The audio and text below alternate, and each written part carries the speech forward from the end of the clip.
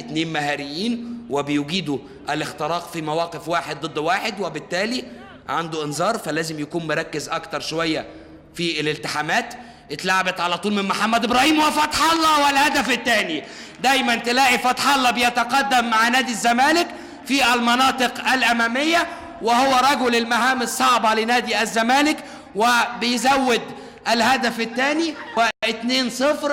الهدف الثاني محمود فتح الله. دايما محمود فتح الله رأسياته بتنقذ نادي الزمالك. وادي بقى ميدو وفرحه ميدو بالهدف، وادي العرضيه. لكن بيني وبينكم العرضيه ايه يا جماعه؟ حريريه ورائعه من محمد ابراهيم، عشان كده محمد ابراهيم بينفذ كل الركلات الثابته.